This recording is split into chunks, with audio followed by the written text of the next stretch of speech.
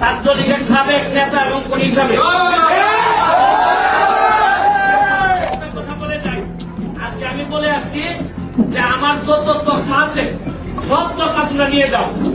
আমার মানবতাবাদী বলতে এখন তোমরা বেঈমান বলো, কোনো অসুবিধা নাই। শেষ বিন্দু পর্যন্ত আমি বঙ্গবন্ধু কন্যা জননেত্রী শেখ হাসিনার সাথে আছি এবং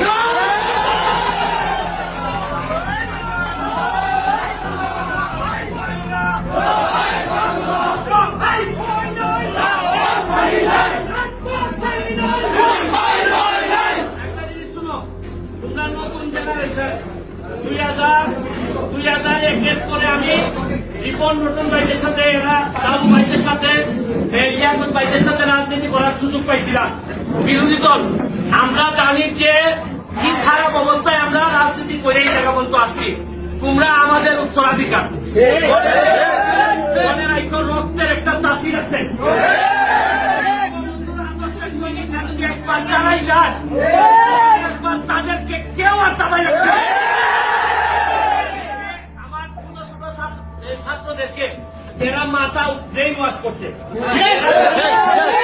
এরা জানে না কাদের এরা যুদ্ধ করতেছে। আজকে যদি এরা ক্ষমতা থেকে পতন করতে পারে, কালকে এদেরকে রাখতে পারে ভালো যাবে। জামাত শিবির ক্ষমতা নিবে, এরা জানেই না এরা কিসের জন্য যুদ্ধ করতেছে, এরা জানেই না। যতটুকু পারো ছোট ভাই যারা আছে বুঝাবা, তবে এদের সাথে যারা জামাত বিএনপি ছাত্র শিবির যারা আছে তাদেরকে প্রতিহত করার জন্য বাংলাদেশ ছাত্রলীগ একটা বড় ভূমিকা রাখবে।